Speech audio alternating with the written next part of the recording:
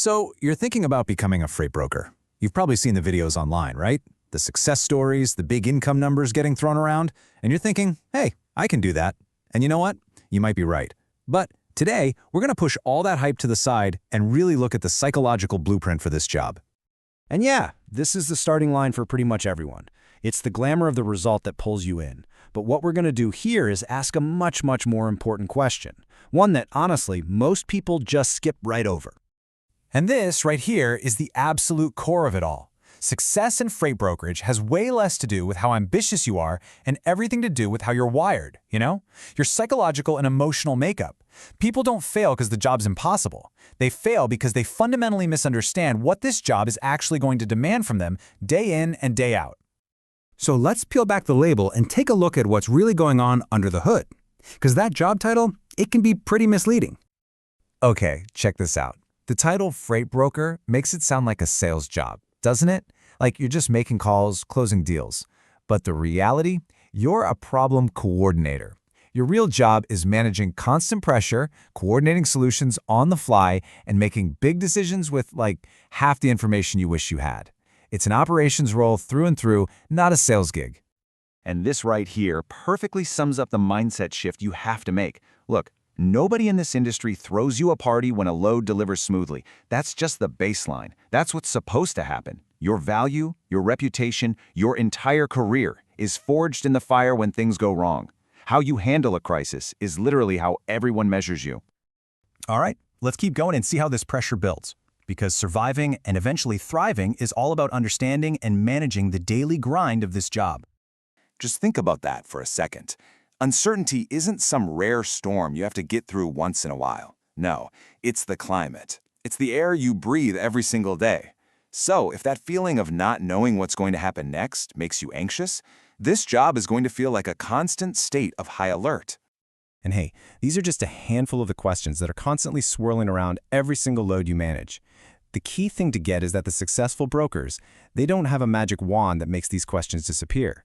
They've just built up the psychological muscle to function calmly and make good decisions right in the middle of all that chaos.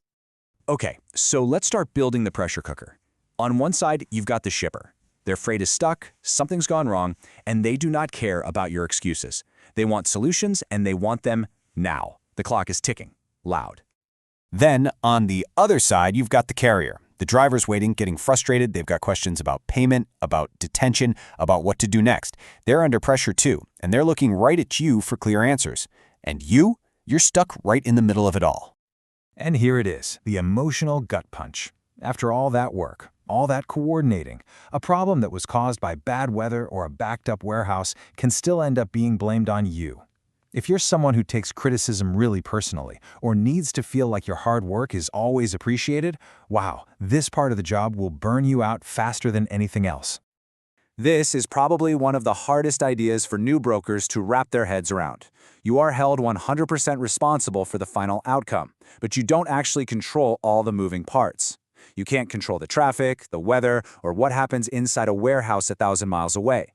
If that imbalance feels deeply unfair to you, this career is just going to be one long, frustrating battle. So, with all that pressure, what does it actually take to make it? It's not about being the loudest person in the room or yelling on the phone. It's about a really specific, disciplined set of skills. Your communication has to be like a surgeon's scalpel, precise and to the point. This isn't creative writing class. It's about giving short, clear instructions and totally neutral explanations, especially when you're stressed. Just one poorly worded, emotional sentence in an email can create a huge dispute or even shift legal blame. It's a language of clarity, not fluff. Listen, if you hate paperwork, this is a major red flag. Documenting every single instruction, every rate change, every agreement in writing, it's not just busy work, it's your armor. It's what protects you from misunderstandings and legal problems down the line. It is absolutely non-negotiable. And now, let's talk money. The dream is that big, steady income. But the reality, especially when you're starting out, is a financial roller coaster. You're going to have amazing weeks followed by truly terrible weeks. Payments get delayed. If you're someone who absolutely needs a predictable paycheck from day one, this career path is going to feel incredibly stressful and unsafe. So when you put all these pieces together, two really different kinds of people start to emerge. Let's look at them side by side. Just look at the contrast here. The person who struggles is the one who avoids conflict, reacts with emotion, and cuts corners on the process. But the person who succeeds, they're not necessarily louder or more aggressive, they're just steady. They stay calm when things go wrong, they communicate clearly, they accept responsibility, and they respect the structure that's there to protect them. They're professional, not personal. Okay, so now it's time to turn that mirror around and look at yourself. And this is where you have to be brutally, totally honest.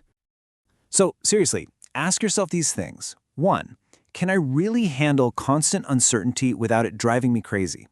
2. Can I communicate clearly and calmly when I'm under pressure? 3. Can I financially and emotionally handle a rocky, uneven income at the start? 4. Do I have the self-discipline to document everything, every single time, no exceptions?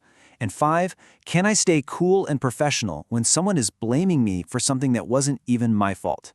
Your honest answers to these questions are so much more important than how badly you want a big paycheck. And I really want to end on this because it's the most important point. If you've listened to all this and you're thinking, you know what, this is not for me, that is not failure. That is a huge success. Understanding yourself and the reality of a career before you pour your time, your money, and your heart into it, that's a sign of wisdom. That's strength. The real failure is jumping in blind only to burn out a year later. Choose wisely.